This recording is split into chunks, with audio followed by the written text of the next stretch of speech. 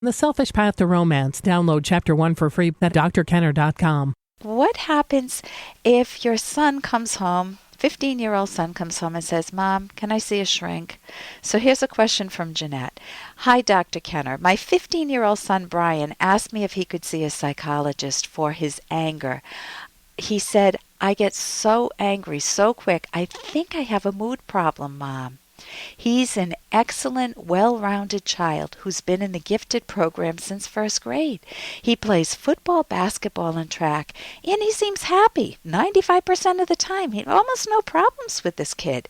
But he does get agitated easily, and when I ask him, he never talks with me about his feelings or about anything. So I told him, if you see a psychologist, they will want you to talk about your feelings. And he tells me, Mom, I don't have feelings. And I responded, what do you think anger is, Brian? So my questions are, will bringing him to a psychologist make him think he's crazy?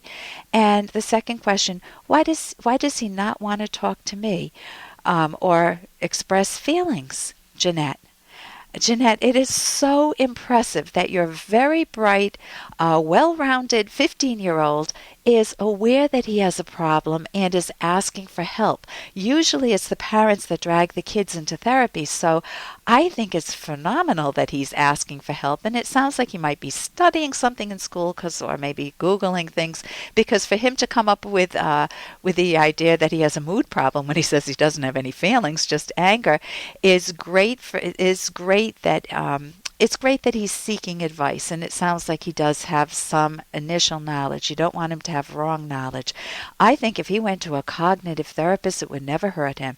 He might find that he's absolutely normal and that it's wonderful, and he might learn some great skills to express feelings, that meaning normal, that he just doesn't have the knowledge about feelings.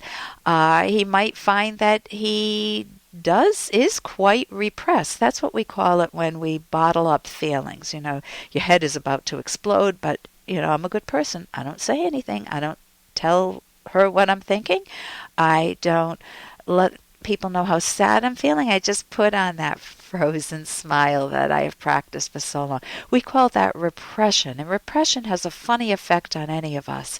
When we repress the negative feelings, and understandably for many of us, we've been through trauma, we've been hurt, we've been abused, or maybe you went through a huge betrayal by a friend or a partner. I just mentioned affairs, and we say to ourselves, I don't ever want to feel that depth of pain again, please, or don't want to feel it. And our subconscious listens to us and says, Hey, I got to interrupt this because we've got to pay some bills. 30 seconds, that's it. A very quick ad, and then Ellen will be back. Romance. I wish I knew more about what girls want from a relationship. Boy, I wish I knew more about what I want. Where's that ad I saw? Here it is. The Selfish Path to Romance, a serious romance guidebook. Download Chapter 1 for free at selfishromance.com and buy it at amazon.com. The Selfish Path to Romance. That is interesting. I don't ever want to feel that depth of pain again, please, or don't want to feel it. And our subconscious listens to us and says, okay, honey, you won't feel again. But that's not what I said. I said, I don't want to feel that pain, the negatives. Well, when you lop off your feelings, you lop off your feelings.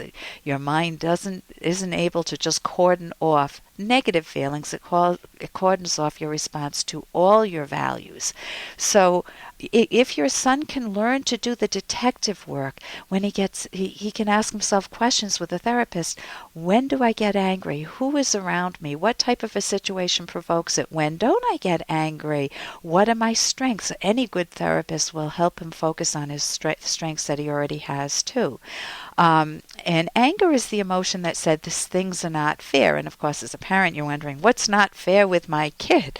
Is he being teased at school? You just go into the guesswork. He knows what's not fair, but he doesn't know how to express it. Now let's go to the other part of this. Why doesn't he talk to you? Kids can clam up for many reasons, and one of the big questions that I would ask is, in your family atmosphere environment, can you have your feelings? Is it safe or not for a kid to get angry, for a kid to feel sad or not? Sometimes a parent might say, oh, don't say you're angry with your sister. She's a good kid, so they can deny our feelings. Sometimes a parent can say, make fun of us. Oh, what a crybaby you are, when you're feeling sad, rather than saying, you look real sad, hon, what's up?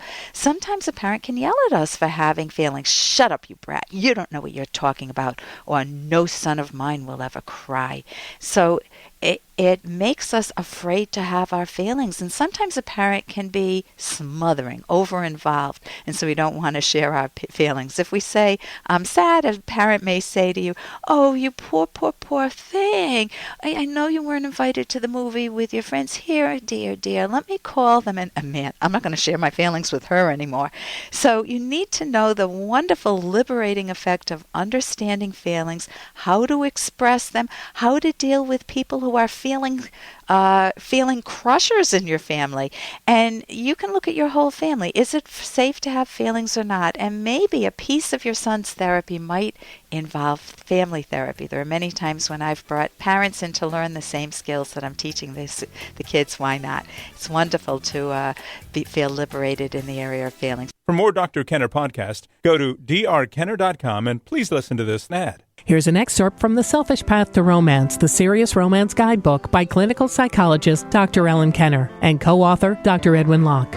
Some seemingly innocuous habits can be a real source of annoyance to a partner, such as leaving the toilet seat up, ignoring crumbs on the floor, throwing dirty clothes about, or driving recklessly. Both partners have to decide how dangerous or important negative habits are, and they should make a serious effort to change those that are a real source of friction. Bad habits can be changed more easily than bad personality traits such as impoliteness or tactlessness, because although habits function automatically, they are more limited in scope than traits. Changing habits, however, still requires a deliberate, conscious focus. You can download Chapter 1 for free by going to drkenner.com. And you can buy The Selfish Path to Romance at amazon.com.